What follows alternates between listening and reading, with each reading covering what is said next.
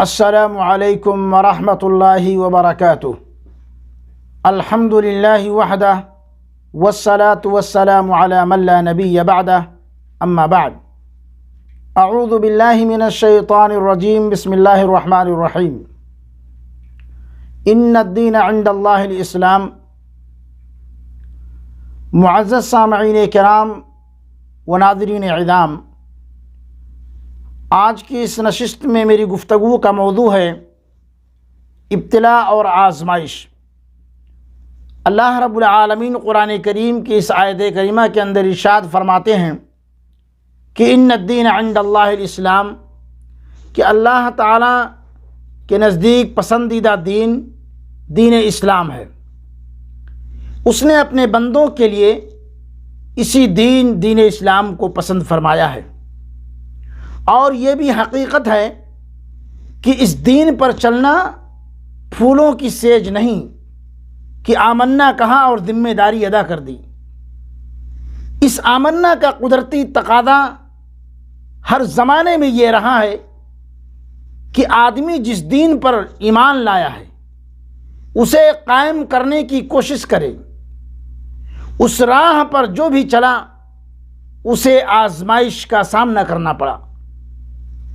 اللہ تعالیٰ کے بھیجے ہوئے انبیاء جب بھی دنیا میں آئے، انہیں اور ان پر ایمان لانے والے لوگوں کو خدا کے باغی اور سرکش بندوں سے سخت مقابلہ پیش آیا، اور انہوں نے اپنی جانیں جوکھوں میں ڈال کر باطل طریقوں کے مقابلے میں دین حق کو قائم کرنے کی جد و جہد کی۔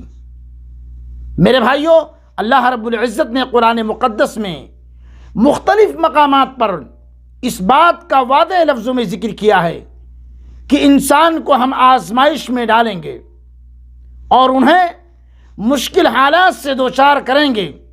اس کا صاف مطلب یہ ہے کہ انسان کو اس دنیا میں ہمیشہ عیش و آرام، راحت، سکون میسر نہیں ہوگی۔ اس کی زندگی مصائب و آلام کے سائے میں گزرے گی، اور اس برملا حقیقت کا تلخ تجربہ تقریباً ہر انسان کو ہے۔ قرآن کی زبان میں اس کو مختلف اسلوب سے بیان کیا گیا ہے۔ مثلا کہیں پر اللہ تبارک و تعالی نے فرمایا وَلَنَبْلُوَنَّكُمْ بِشَيْءٍ مِّنَ الْخَوْفِ وَالْجُوعِ وَنَقْصٍ مِّنَ الْأَمْوَالِ وَالْأَنفُسِ وَالثَّمَرَاتِ وَبَشِّرِ الصَّابِرِينَ۔ سورہ بقرہ آیت نمبر 155 کے اندر اللہ تبارک و تعالی کا کیا ہی بہترین ارشاد میرے بھائیوں۔ اور ہم ضرور تمہیں خوف و خطر، فاقہ کشی، جان و مال کے نقصانات اور آمدنیوں کے گھاٹے میں مبتلا کر کے تمہاری آزمائش کریں گے، اور صبر کرنے والوں کو خوشخبری سنا دو۔ تربیت کے لیے انسان کو مصائب کی بھٹی سے گزارا جاتا ہے۔ خوف و خطر میں مبتلا کر کے، جان و مال کا نقصان دے کر، مصائب اور آمدنیوں کے گھاٹے میں مبتلا کر کے اللہ تعالیٰ امتحان لیتے ہیں۔ یہ آزمائشیں اسی لیے ضروری ہیں کہ مومنین اسلامی نظریہ حیات کی ذمہ داریاں اچھی طرح سے پوری کرنے کے قابل ہو سکیں، اور اسلامی نظریہ حیات کی راہ میں جتنا مصائب سے دوچار ہوں اسی نظریہ حیات انہیں عزیز ہوتا چلا جائے۔ میرے بھائیوں، ایک جگہ اللہ رب العالمین کا ارشاد ہے اِنَّا خَلَقْنَا الْإِنسَانَ مِن نُطْفَةٍ أَمْشَاجٍ نَبْتَلِيهِ۔ ہم نے انسان کو مخلوط نطفے سے پیدا کیا تاکہ اسے آزمائیں۔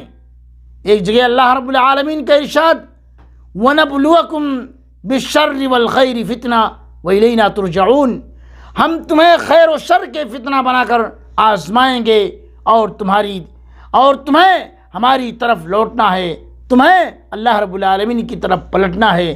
میرے بھائیوں، اس لیے جو بھی اس دنیا کے اندر آیا ہے اسے آزمائش اور امتحان ضرور لیا جائے گا۔ اس کا اللہ رب العالمین نے کہا ہے کہ ہم تمہیں ضرور ضرور آزمائیں گے۔ اسی لیے ہمیں چاہیے کہ ہم جب بھی مصیبت یا پریشانی یا کوئی بھی معاملہ ہمارے ساتھ ہو تو ہمیں اس پر صبر کرنی چاہیے، اور صبر کے ساتھ جو ہے ہمیں اس معاملے کو حل کرنا چاہیے۔ اللہ رب العالمین جو بھی مصیبت اور پریشانی ہو، ہمیں ان تمام مصیبتوں کو، ان تمام پریشانیوں کو صبر سے ادا کرنے کی توفیق عطا فرمائے۔ وآخر دعوانا ان الحمد للہ رب العالمین، والسلام علیکم ورحمۃ اللہ وبرکاتہ۔